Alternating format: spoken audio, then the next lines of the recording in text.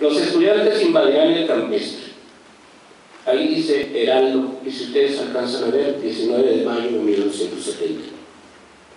Eso demuestra que lo que afirmo existió. No estoy inventando. En 1970 ya los estudiantes que conformábamos el bloque estudiantil democrático y la Escuela de Economía, en donde privaban mucho las ideas de izquierda, fundamentalmente las de la juventud comunista de aquel tiempo, ya estábamos pidiendo para la universidad los terrenos del campestre. Por favor, la siguiente. Habíamos dicho que de forma simbólica nos íbamos a posesionar de ello. La siguiente, por favor. Insistíamos en expropiar los terrenos del campestre para la universidad. Vean ustedes igual, en las fechas es exactamente la misma, 19, 20 y 21 de 1970.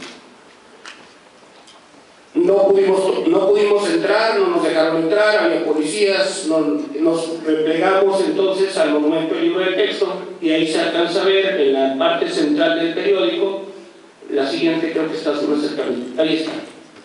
Esa fue la marcha con la que terminamos en 1970 pidiendo los terrenos del campestre para la universidad. Era una demanda ya antigua, pues, que fue generando suficiente masa crítica en la conciencia del pueblo para que en 1971, y de eso mi amigo Mundo Cortés les va a hablar, se diera un movimiento tan hermoso, tan bonito, que llegó a darnos las primeras 40 hectáreas de esta unidad universitaria del exegido Tampico. Mundo.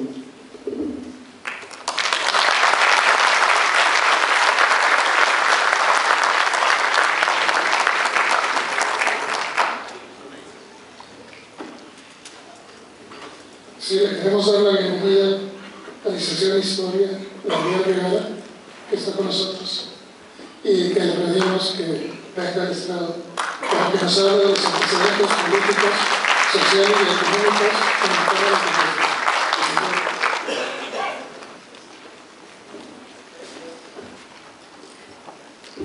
Muy buenos días.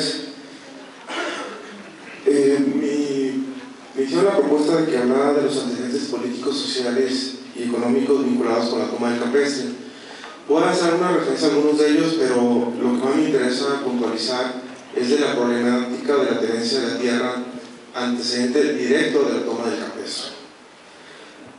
Para el censo de 1960, Tijuana tenía poco más de 165,000 habitantes y en 1970 tenía alrededor de 300,000. Estamos hablando de un periodo histórico que va de 1963 a 1972.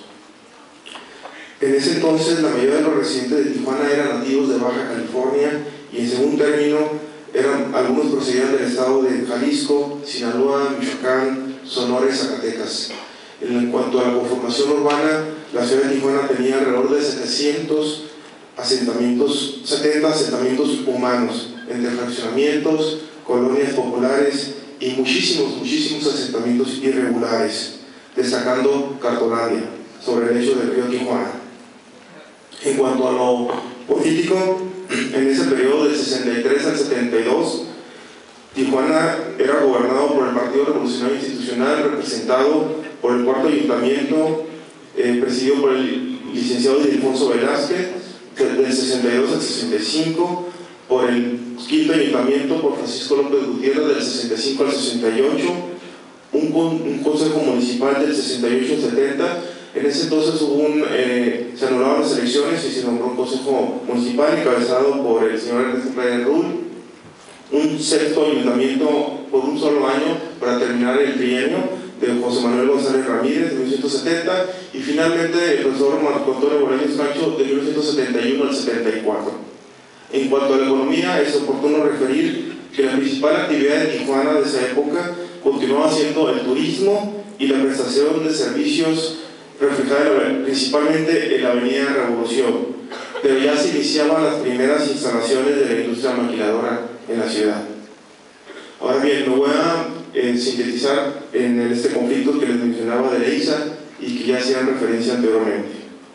Por largo tiempo, los habitantes de la ciudad de Tijuana padecieron el problema de la inseguridad de la tenencia de sus bienes raíces, derivado de las acciones judiciales ejercidas por Inmuebles Californianos S.A., mejor conocida como ICSA, en las que se ostentó como propietaria de la superficie en la que se asentaba la ciudad de Tijuana.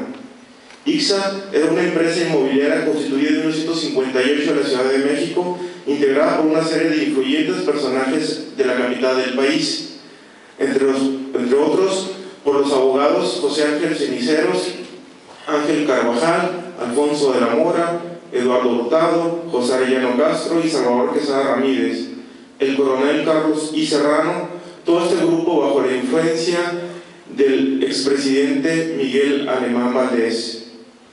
La ICSA tomó poder al haber adquirido los derechos de Alejandro Argüello, uno de los nietos del primer propietario de Tijuana, de don Santiago Argüello, y que formaba parte del grupo de los Argüellos del Sur. Es decir, era solamente una séptima parte de lo que había sido el rancho de la tía Juana, consistentes en 10.533 hectáreas. Tras haber conseguido que en 1960 un juez de distrito modificara la resolución de 1938 ordenada por la Suprema Corte de Justicia de la Nación para que se otorgara a este señor de los Argüello esa posesión referida, esto a la postre significó que los predios vendidos en Tijuana carecían de legalidad, y por ello ICSA intentó anexar en todas las actas del Registro Público de la Propiedad y Comercio de Tijuana una anotación en la que para legalizar sus terrenos los interesados debían llegar a acuerdos particulares con Inmuebles Californianos.